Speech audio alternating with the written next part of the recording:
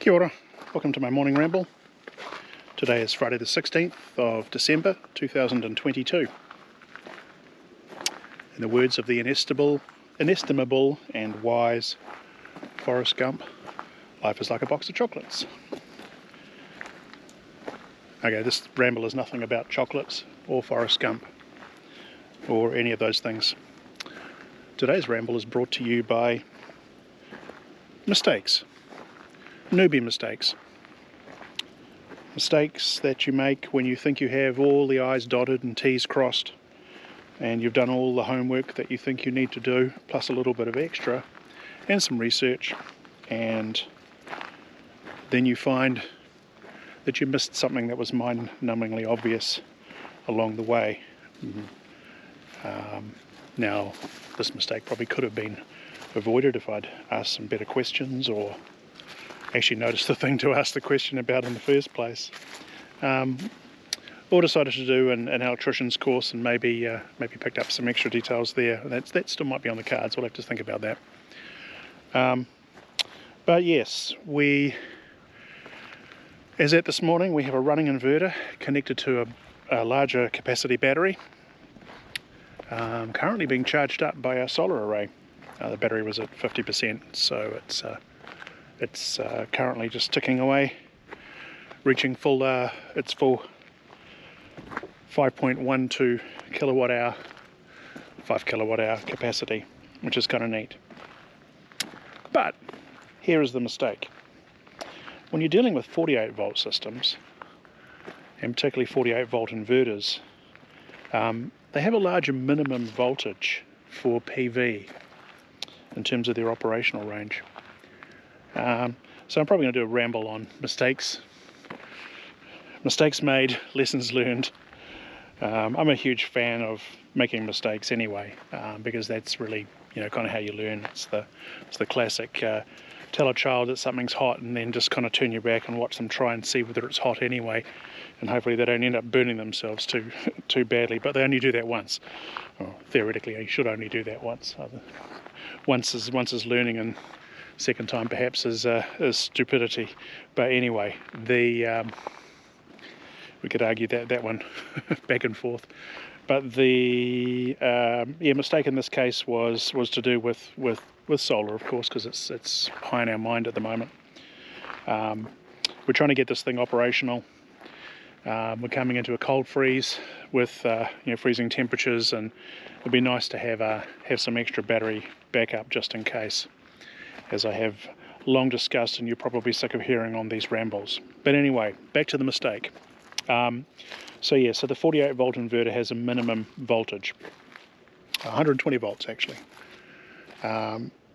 which is required to basically do all the necessaries to take power in from PV, the photovoltaics, the solar array, into the inverter, and obviously convert that to power which goes into the battery to charge the battery or other things.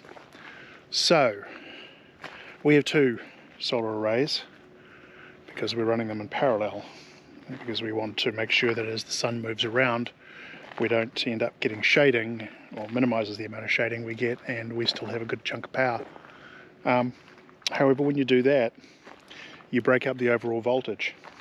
So while we have two solar arrays, each of them only has 80 volts, roughly 80 volts, about 85 actually, on each of those individual arrays.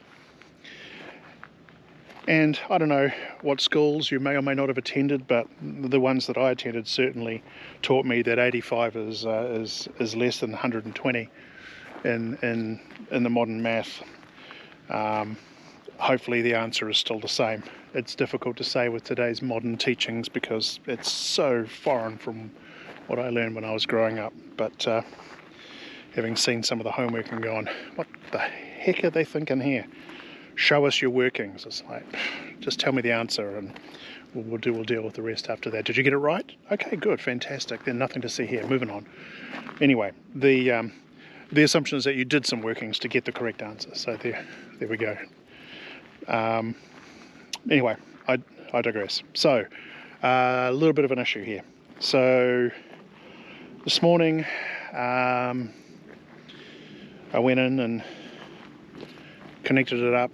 Dawn came in, gave me a hand with the lighting and stuff, because some of the lighting's a bit dreary in the barn and it's hard to see some of the wiring bits at the moment, because one of the other reasons for having this is so we can actually put power into the barn, into the machine shed.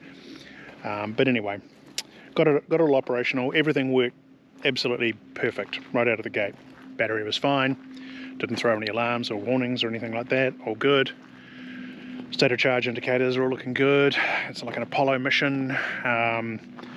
Plugged in the inverter and settled the settings that needed to be set, and it was way easier than what I was expecting it to be. So very happy with that part. So we're taking this in baby steps. So the next step along the way was try the array as it stands to see whether a paltry 85 volts will in fact be sufficient, and the short answer to that is no, it wasn't. Nothing was coming through, and we were not getting anything on the charge indicator. So there's a little green light and that says charge, so it's a bit of a giveaway when that light does not come on.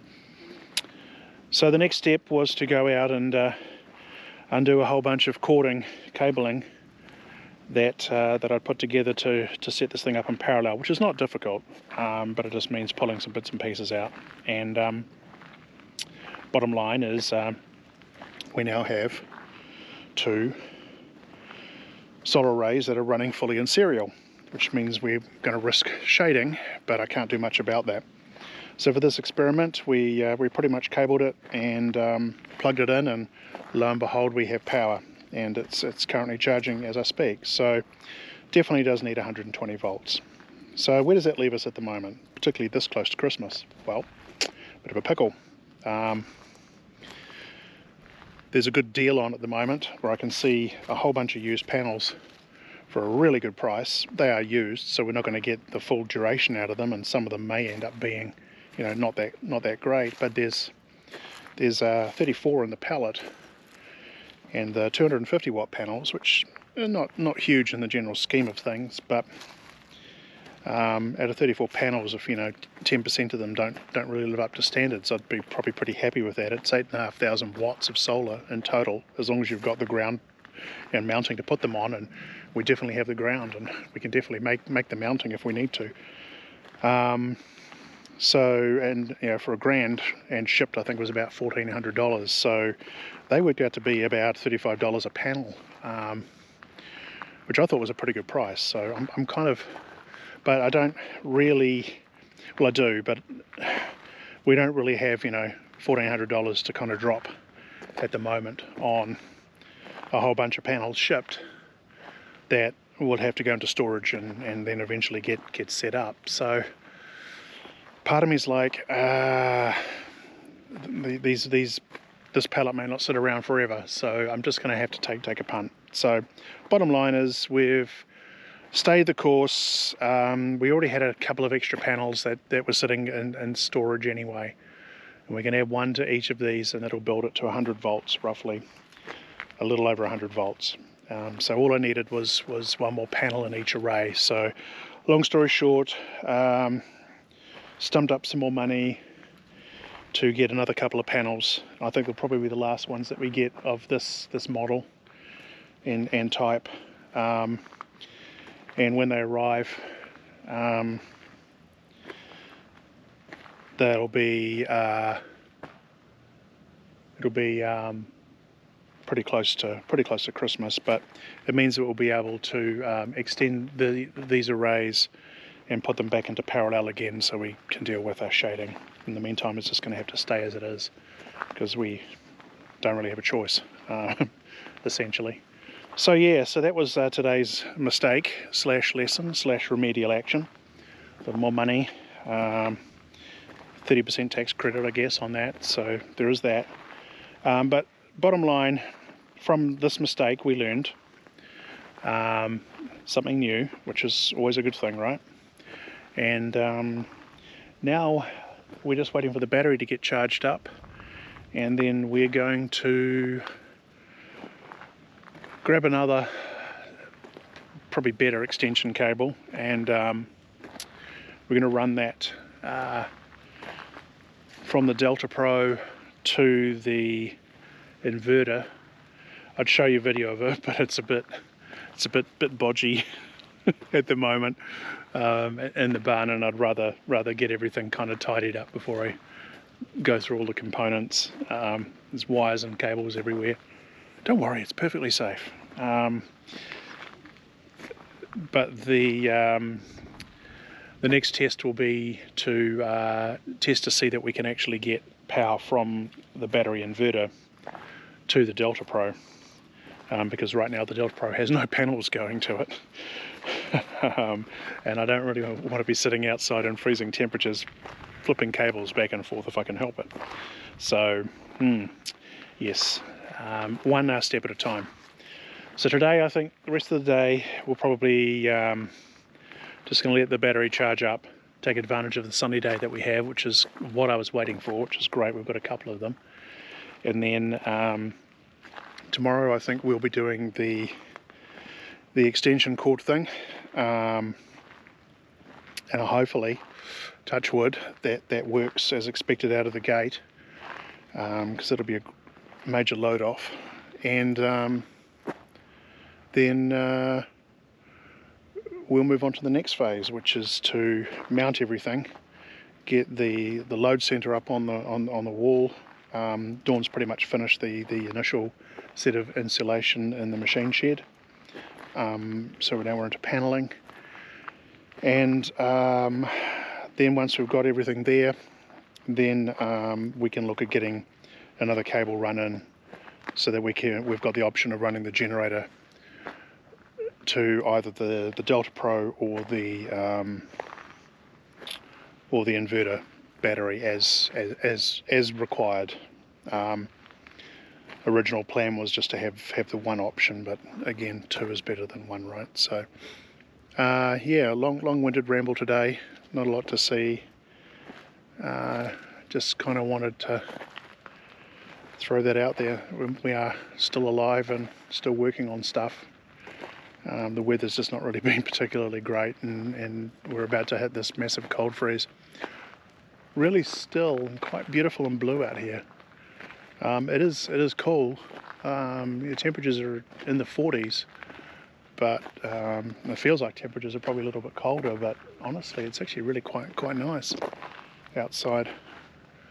So anyway, I'll cut this ramble short. We'll do another one tomorrow, and hopefully it'll be with some more good news that the quote-unquote node plan is actually going to work as expected, and then the rest of it is really just finishing some stuff off and tidying it up. So yeah, hope you all have a great day. Take care. Bye bye.